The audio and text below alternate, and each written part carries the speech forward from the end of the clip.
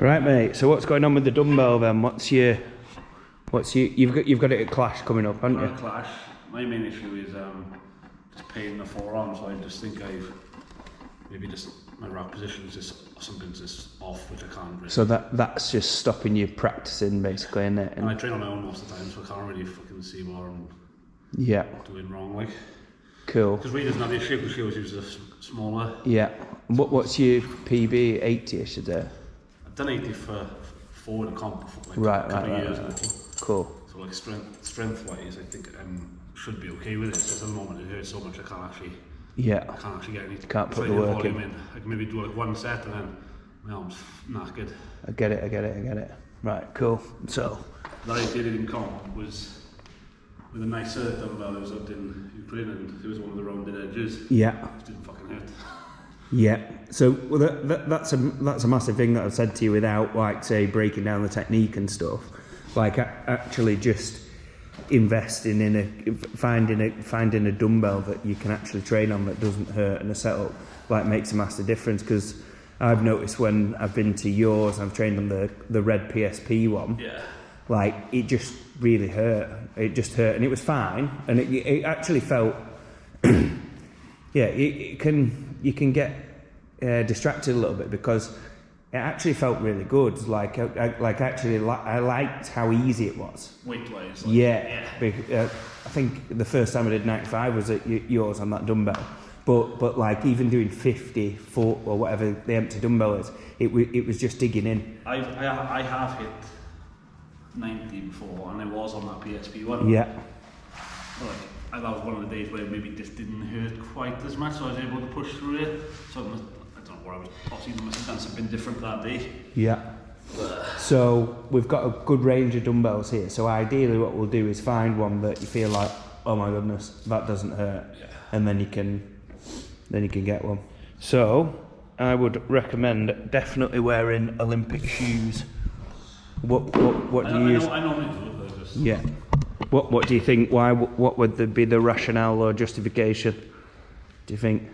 For me, it's my ankle mobility is fucking terrible. So yeah. I'm just gonna lose the rack when I dip otherwise. Yeah, exactly. Yeah. So that's going to be like from just glancing at your videos, that's going to be the thing that to get your like I said to you, like you don't need to get any stronger to do 110 than that, yeah. But it's going to be about your technique and optimizing that, and the thing that's going to break down first is going to be that you lose that, like you say, you lose that rack position on the dip because it'll just come out to the side. So if you're doing it in flats, like you're just giving yourself a harder task basically. So I was saying to Molly, I'm basically a novice in Dumbbell. I think so. I've done like 70, 80 comps over the last 10 years. Yeah. I think I've done Dumbbell 3 times. Yeah. So I just never tried it because it fucking hurt as well. I just never bothered. Yeah. Like getting past that. I get it. So, but what is good is the fact that if you look at it and actually think, right, well, what an advantage of bringing dumbbell training into your kind of program, if you can kind of recover from it, is in terms of like the discomfort of your upper body. What I find is like you get a massive return on learning how to control your torso angle. Yeah. So learning how to dip with a vertical torso, you'll instantly get a massive return on dumbbell, yeah. But then you go and apply those, you get better at that, and say we get you up to 100 before Clash or whatever. Like, I know that it's going to be because you're owning that torso angle better as you go to apply the lift. So that principle will carry over to the other stuff. And to be fair, that's what where I saw in your replied to your story, didn't I, when you were doing your push presses from the blocks, and they look so much better. Yeah, but you just need to look at it in terms of dumbbell, log, like it's all the same thing. Yeah. In terms of what like look at what the objects do. These are the biggest tips I can give you, right? Regardless of object, look at the object. Yeah. And look at where it moves, and ideally with the best like what we should be doing, it should just be moving perpendicular up and down like that, not a hint of forward, backward, side, whatever. Yeah. So you do that, learn how to do that with the specific implement, and it will probably be, so to achieve that, what you'll have to do with, it'll be attached to your torso in some way, yeah? Either logs here, axles here, dumbbells behind here. But your torso, to achieve that, is going to move vertically, yeah? The thing that changes because of where it's balanced is what you do with the lower body. And that's what you need to learn. But if you, so what I'm saying to you about the dumbbell, if you bring this in, you get better at this, and find a way that you can train it more frequently. Just think about the principles and what you're doing with the torso angle and stuff, and then it'll carry over to the other stuff. But the thing that I like about the dumbbell is, like today, what first thing you said to me when you came in, you're like, oh God, my back's fucked or whatever. But so if we're coming up and we're doing a log session and we're building up to say 130 log or whatever, like that's going to take you a bit of getting up to, do you know what I mean? Yeah. Whereas if we go to the same percentage on dumbbell, say we built up to 65, 70 or something on the dumbbell today, it's going to be, you're probably going to feel better when you leave than when you come in. So that's a good thing to do, is like, say you might come in and do your overhead day and actually just think, you know what, I'm fucked today, or I really want to push my deadlift, I'll do dumbbell tomorrow instead of, you know, when you're doing like a training phase when you're not necessarily, like you're not training for a comp specifically. Yeah. Like, can be a really good way of putting it in. A big thing before you even start lifting, what I would do is definitely wear like a t-shirt, or so you're going to do that. See quite a few. Can't wear grip tops to clash, so you can't. Yeah. So it's not necessarily the principle of like making it easier for yourself. Like most of the training I do is just wear a t-shirt. I'm not with the grip top. But you just feel like people who are training topless, as soon as you get a little bit of sweat, you're just making it unnecessarily difficult. Yeah, and just taking that margin for error away.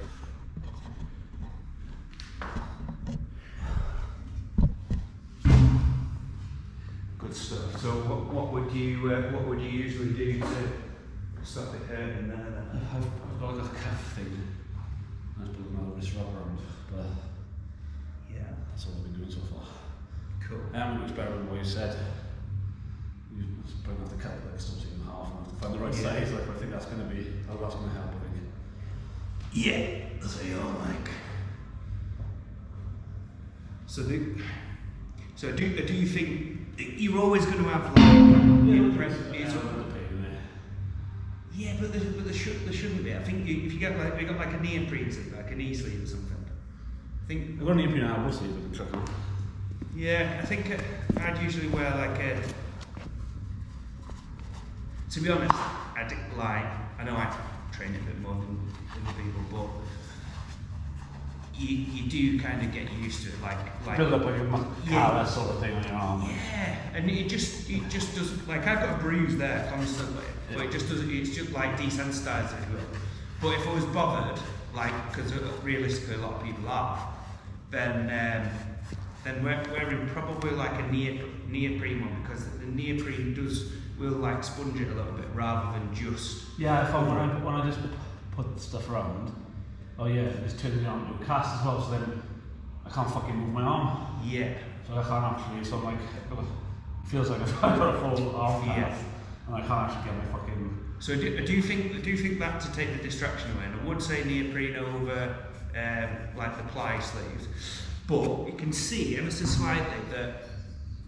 Just see if you can see the difference, right? If I put my weight just a little bit too much to this side, what I'm having to do is I'm having to like almost push my elbow up a little bit into the dumbbell. So I'm actually actively pushing this into the dumbbell because there's a lot of weight going through this kind of system here, yeah? Whereas what I'll do is just put a little bit more weight through to that side, which is actually going to make it more closer to that centre line that I've shown you about before. But it's just gonna, the load's just gonna go more down the centre line, and there's gonna be less pressure through the arm. See if you can see just the subtle difference. So if you're like here, and you're like kind of raising the arm up to kind of get like a rack at the other end, can you see the difference between that? And the giveaway with me is like my arm's actually aching, like I'm shaking a little bit, trying to keep it there. between that and like there, I'm a lot more relaxed, and it just feels like, if the difference feels like, it just feels like that is resting on there now, rather than you pushing your arms into it. Exactly. Yeah. So with it just resting there, I can just go here, keep rather than your. Because I think that's what you're doing just from watching that first set loop.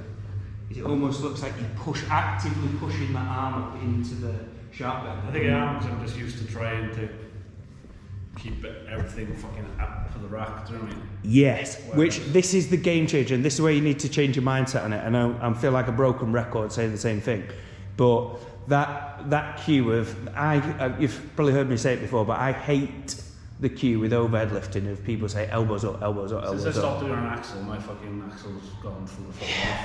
Amazing. There's a PB that I posted on it. Really? I didn't put the weight up, see, but it's what 40. Yeah.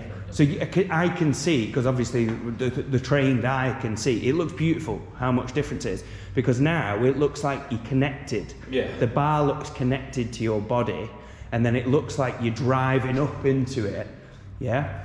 Whereas what it used to look like was kind of, you're doing this kind of like hingy movement forward. Yeah. So then what you have to do there to maintain the rack, if you don't fix your mechanics, is you have to push up to keep your elbows up. Yeah, exactly. So, but that's what a lot Whereas of now it kind of feels like my arms are redundant. Yeah, they've done it more. Exactly. So that's what we need to find with the. That's exactly the same principle that we're finding with the. Where would you Pardon? When you actually, when you grip the dumbbell, do you have it like in the middle, also one side? So where do I hold the dumbbell? So personally, what I do is I put it right to the far end. Yeah. Okay. Just because of the moment arm that you're stabilising here, right? When it's in the rack here, my hand's there, right? If my hand's at the other side, right, I'm having to produce, because the dumbbell's further away, I'm having to produce a lot more force to stabilise the weight because of the moment arm. So if I come right here, right to the other end, I'm having to produce less force to stabilise the weight because of the length of the lever, yeah? But what I do say to people is start off roughly in the middle, yeah, and then over the course of the session, you might go there and it'll just feel completely alien. But if you aim to go between like there and find your sweet spot, what I do, I just go boom, yeah, right to it, regardless of the dumbbell.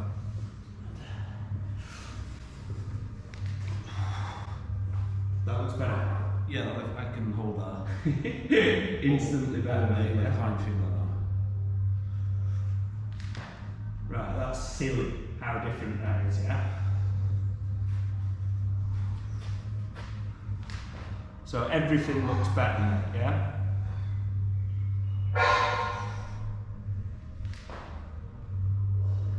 It's good. And honestly, like, credit to you, like, since last time I seen you push press anything, forget the dumbbell, like what you are doing with your lower body is completely different. Yeah. So obviously we such a brilliant deadlifter, like your body just wants to hinge. Yeah. Yeah, your body just wants to hinge. It took ages to get up to that fucking habit. Hinge, so then well that's it. It's just like I still do it occasionally, but repatterning yourself, like you just want to, and that's why you just very often think, you know, I'll just fucking get a strong upper body and just strict press it, because it's too much of a head blank learning how to not hinge. But you can see that you're doing it so well. That looks so much better. Right, do what you do next. That was. Do you feel the difference there between that subtle hand position change? I generally couldn't even feel this at supplement. Magic. I was looking for 30 kilos, like, but Absolutely. even the first set, even with 13, like, it was so Yeah. So that's a great tip. Like if you're coaching anybody, especially the people that frustrated because they just can't get the rack position. But if they can get it overhead and land a rep, it feels really light overhead. So they can sacrifice that central bit overhead and make the overhead a bit harder to stabilise because you're at one end. Plus, I mean, I think I can get away with that in terms of shoulder power. Yeah, definitely. 100%. So what I would say to like, just saying it being nice to someone learning, no time pressures, I'd say move on that sliding scale eventually towards the other end. For you, I'd say just fucking ram your hand up to the other end, and you're instantly, like you just felt, you're instantly going to find it easier to stabilise. I'll one more step on this because with my hand right up and then I'll get the red one out.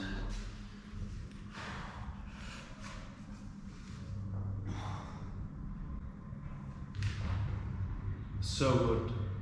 Yeah, I felt good.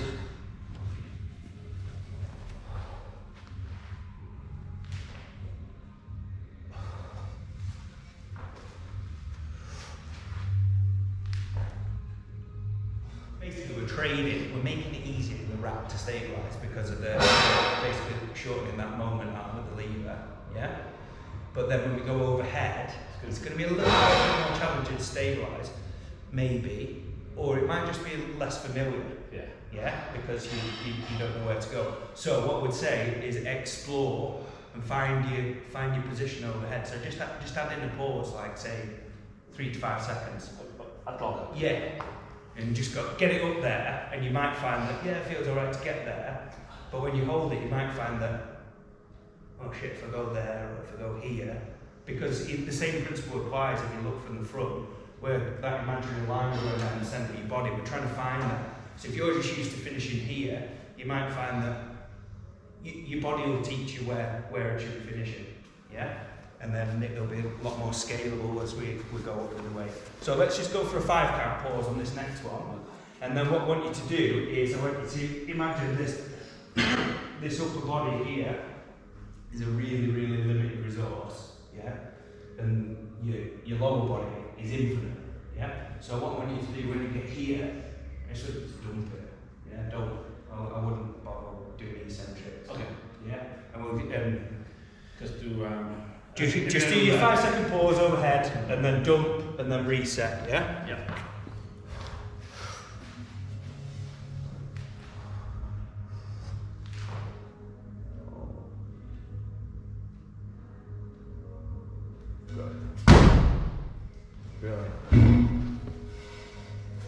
Good stuff.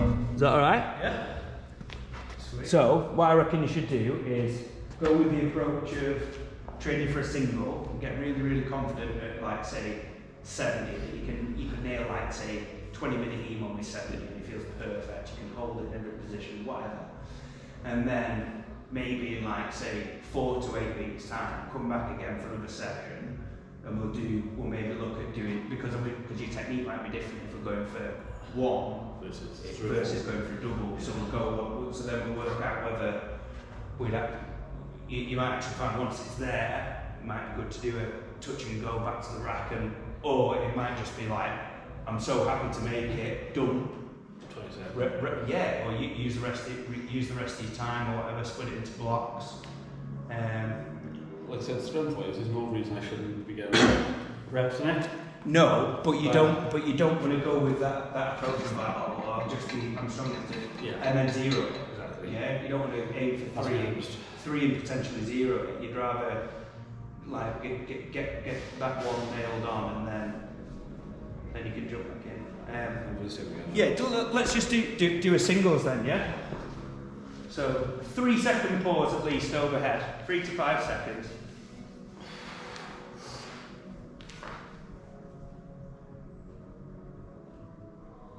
Good. So you can see just by doing that little drill there, what you're doing when you receive it, your arm's still shaking. Yeah.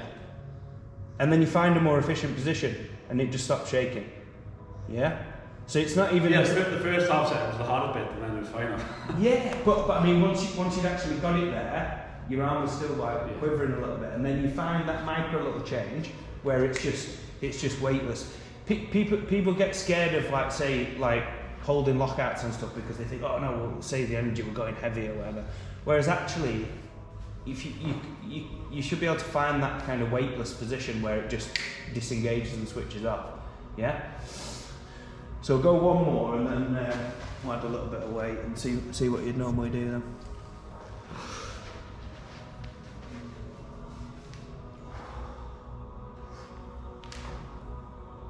Brilliant. So you got to that position there on that one where it seemed to stop shaking quicker. Yeah. Yeah? Yeah, because you're finding that you're going straight to that position a lot quicker. The dip looks really good, mate. Really good. I'll be honest, right? When you said to me about coming to this session, I just thought, oh, I know what we're gonna do. It's just gonna be the same. I had a guy come last week, and I thought it was just gonna be the same as that, where it's just rack position looks good. It's just that those dip mechanics and not using it. Whereas actually, the stuff that you're doing with the axles carry over. For 100%, like you can see the weights in the legs. Really good. Because basically I thought it was just when I posed this up, I thought it was going to be like the same content that you just repeating. Whereas actually it's very different. It's great. Let's just go one more and then we'll add a bit of weight.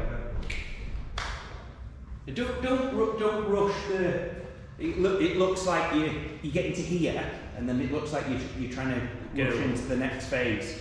Whereas actually right now, especially with the lighter weights, it's like you've hold me there for a little bit, is it? Yeah, you know what I'm trying. In fact, we'll do it on this one. You know what I'm saying to you about do the 5 second pause, and then over the course of the 3 singles, we actually found the position quicker.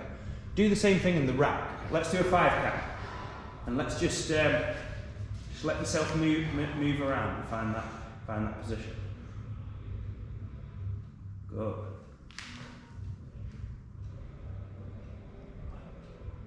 Very good, Luke. That was good, man. Cool. So, little tip that I like on this is so what I'm impressed with is that your dip looks really good. You're keeping it for you, really legs or whatever, and maintaining that kind of integrity in the vertical torso that I'm talking about. What I find can give you an even easier, but I fear that even though it's really good, when you go to 80 and just the couple of degrees out, it just gets magnified. Yeah. Let's give you an easier task. So, like I'm saying, with just wearing the lifting shoes versus flats, like you're giving yourself a slightly easier task than doing it in your flats, right? So I'm going to make it even easier for you. So, what you're doing in your rack here looks really good. If you draw that straight line down, brilliant, everything's central. But it looks like your knees are locked out, you're fully locked out now. But because the dumbbell is so like even 80 on your system, what can you squat? 300 and 300 plus. Like it's nothing. Yeah, it's really light. So what I think we can afford to do that I like people to, I suppose, reinforce the technique. You basically find it easier to dip easier if you just go soft with the knees. I think. Right in the rack position. Yeah, in the rack position. Yeah. Okay. You're doing it with like say. Anyway, I won't get distracted, but yeah, just go soft with your knees, and then like if you do it now, you got stood bolt upright like that. The block out position. You got soft knees there, right, and then just look at how much easier now it is just to kind of just go down and not go. You're not tempted to go like that. If you're going from the lockout, then you're more likely to lose position, I guess. Yeah. So let's go with that. So clean. Feel the weight in your legs, and almost like just before we add weight, like last couple of singles on this. Just actually go rack, and then just pulse up and down a little bit. Yeah. And the goal is like if you pulse up and down and you're going perpendicular, the arm doesn't flicker at all. Yeah, and you don't feel the discomfort change. Just see softening. That's it. That's nice. Good, mate. Looks really good. Do you video most of your sets? Yeah. Yeah. From the front? Yeah. Yeah. Dumbbell, yeah. That's what we'll do on dumbbell, and just slow-mo it and just even if it helps you as a visual, drawing that like kind of line down the centre of mass of the dumbbell, and at just every single phase, just keeping it on that. Yeah. So last one with the little drills, and then we'll go up.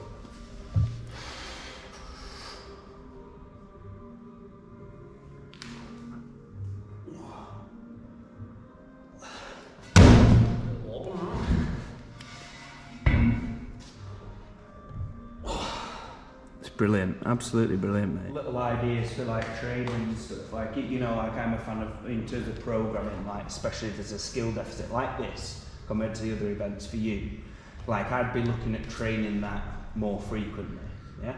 But to afford yourself to train more frequently, obviously you're gonna have to like undulate the intensity somewhat.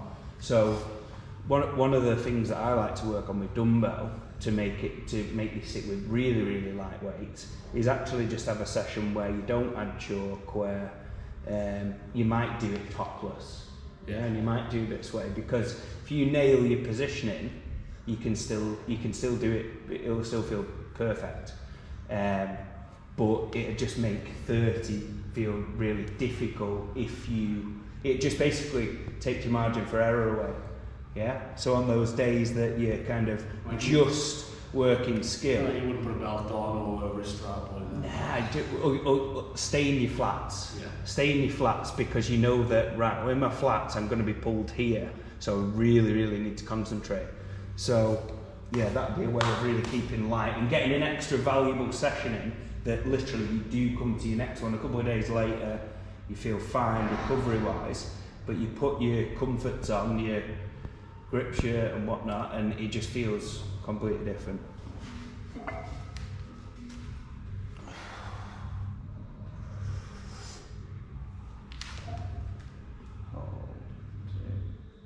Good stuff. I don't know what you're doing programming wise, but say you did like, I don't know, 4 sets of 2 at 60 or something, I don't know, like I'd do your drop down sets a lot lighter, and I would be biasing, spending more time at that overhead position, yeah, and here, and even doing stuff like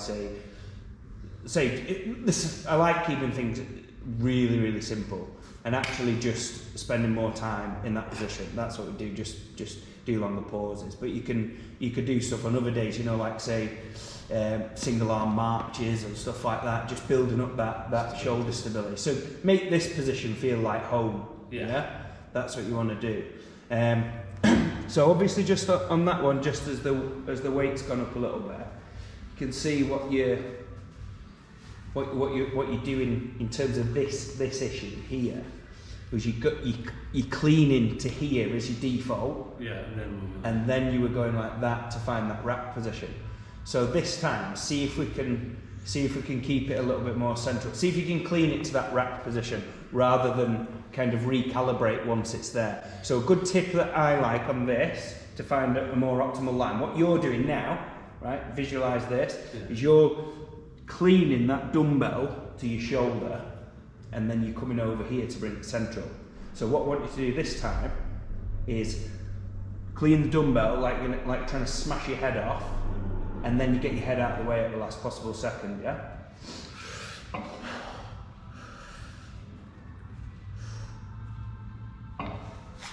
Yeah, loads better. Fucking hell, that was better. That was great. Previous time, because I was cleaning to there, yeah, I was getting the pain, yeah, and then obviously when I was moving it a little less, but still had the initial shock to the arm. That's it. So I mean, when I didn't have it on that. That's it, and that was great, wasn't it? That was better, a lot better than the last one, yeah? Yeah, and that's the thing with pain, like it's not just about not being a pussy and just being like, oh, just push through. Whereas actually, like, pain, like, it inhibits you neurologically, doesn't it? So if you're going like that, and you're feeling like a bit of discomfort here, you're just thinking, what am I doing? This isn't worth it. Yeah? So if we can avoid that, the whole thing is just gonna, it's not gonna, you don't give it opportunity to feel heavy. That clean was loads better, by the way. It's just straight line. Go on, do one more at this, and then we'll max out.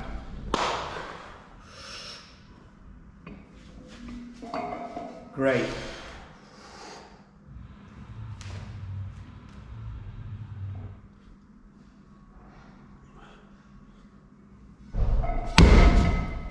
Good.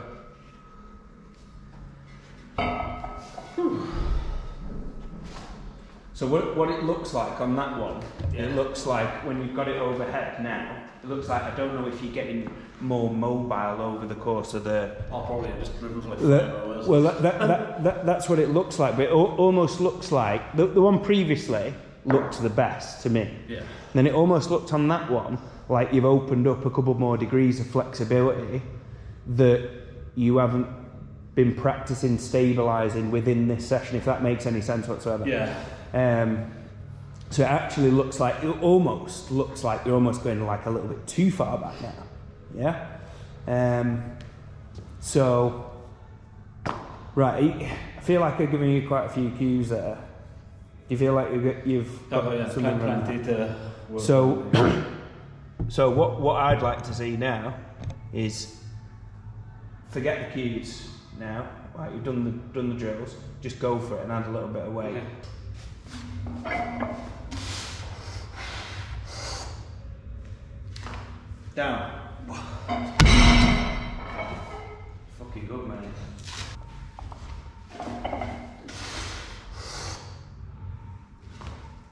Down. Yeah, you can have that. We'll go up 7%.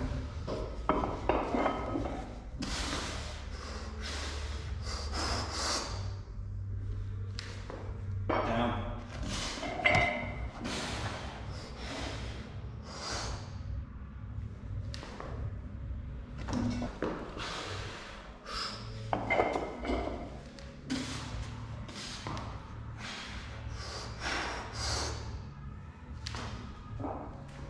Down. You can have it.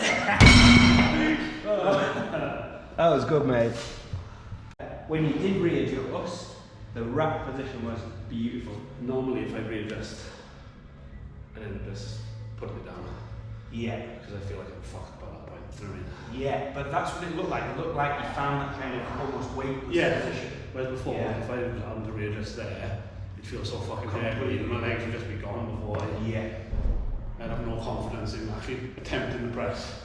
Whereas there, like... So what would say to you for that, if that normally happens, is do what we've done today when you're warming up and bias in spend more time in the positions where you need it. So pause a little bit longer in the rack. The dip is a lot better than what I thought it was going to be. I thought that was going to be the thing we're going to work on actually. So the rack, just get that a little bit better and find that kind of weightless position and get used to cleaning there. So clean to the head, with the head out of the way rather than clean to the shoulder. And then the overhead position is just probably going to take a few sessions to get used to stabilising that new position with the new hand thing. But just literally not getting any fancier than just doing holds overhead. At the end, I just like doing the last rep of every set that you do, just do biceps and pause or whatever. Do you do programming for single lifts? Yeah. Do you mind that we do? Yeah, 100%. I don't know if clash. Yeah, definitely. Because I've never done it before, I just... Yeah. I feel like lost when I'm trying to do it myself. It's just like... Well, yeah, a little bit. Well, mate, I can just see the things as clear as day, and I just know the protocols that will just put you on to do them, and it's just fucking simple. So, yeah, might as well. Sweet. Like, there's no point in you thinking about, oh, well, yeah, this is the area, so what would we do? What would we do if this was like? Just do it. Simple. Right, good. Happy with that? Yeah, fucking right. Brilliant. What's done, the mate. weight start again? 82, that. Yeah. It's the most I've hit in about 5 years on it also. Right, brilliant.